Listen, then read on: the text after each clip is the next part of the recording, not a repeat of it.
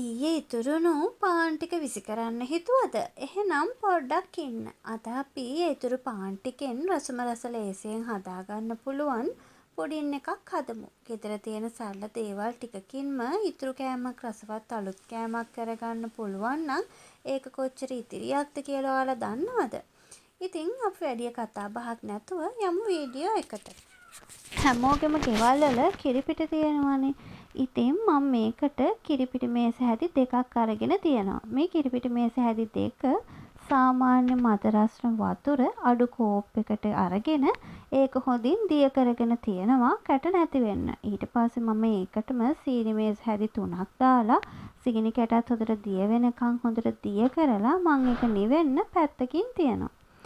එහෙම තිබ්බට පස්සේ දැන් මම හදන්නේ පාන් ටික කපා ගන්න. පාන් එක අරගෙන මම ඒකේ හයිය වාටිය තියෙනවනේ කළු වෙච්ච එක ඒක අයින් කර ගන්නවා.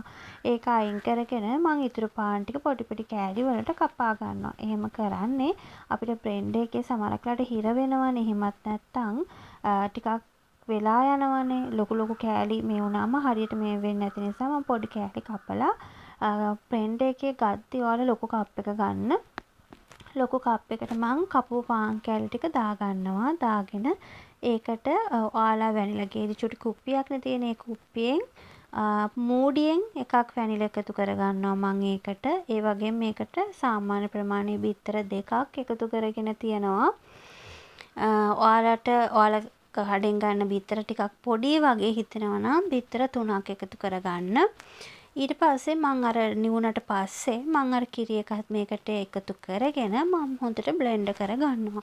ඔයාලා බ්ලෙන්ඩ් කරද්දි කැට හිටින්න බ්ලෙන්ඩ් කරගන්න එපා. හොඳට ක්‍රීම් එක වගේ තියෙන්න. ඔක්කොම කුඩු වෙලා පාන් ඔක්කොම මේ වෙලා ක්‍රීම් එක වගේ එන්න ඔයාලා බ්ලෙන්ඩ් කරගන්න. ඊට පස්සේ ඔයාලට ලුණු චුට්ටක් එකතු කරගන්න පුළුවන්. මම නම් ලුණු දැම්මේ නැහැ. ලුණු අත්‍යවශ්‍යමත් නැහැ. ඊට පස්සේ මම මේක ලිපේ හුමාලෙන් තමයි තම්බ ගන්න යන්නේ. මම ඒක ගැන හුමාලෙන් තම්බන පියවර ගැන ඔයාලට කියන්න යන්නේ නැහැ.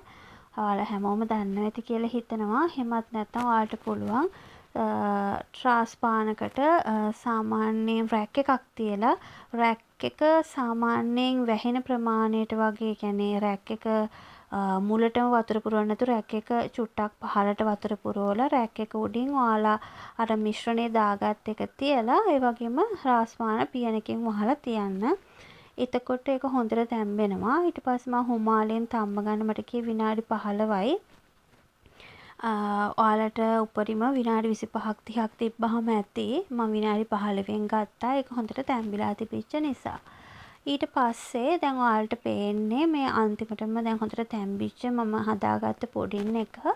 ඊට පස්සේ මම මේක ලස්සන කරගන්න මම මේකට මී පැණි ටිකක් මී පැණි නැත්තම් ඔයාලට පැණි ටිකක් දාලා මම මේකට කජු ටිකක් දාලා ඒ වගේම උතරස් බලන් දාලා මේක ටිකක් ලස්සන කරගත්තා.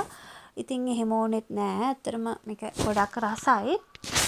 ඔයාලට අයිස්ක්‍රීම් එක වුණත් නැත්නම් නිකන් වුණත් මේක රස බලන්න පුළුවන්. ඉතින් ඇත්තටම අපි ඊයේ පාන් ගෙනාවොත් හරි අද උදේ කාපු පාන් එක හරි අපිට දවල්ට හරි කන්න බැරි වුණොත් අපි ඒක විසි කරනවනේ.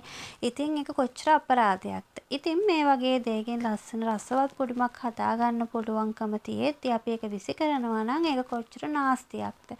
ඉතින් ඔයාලා try කරලා බලලා ඔයාලගේ කමෙන්ට් එක අපිටත් කියන්න. ඔයාලට නිරෝගී දවසක්.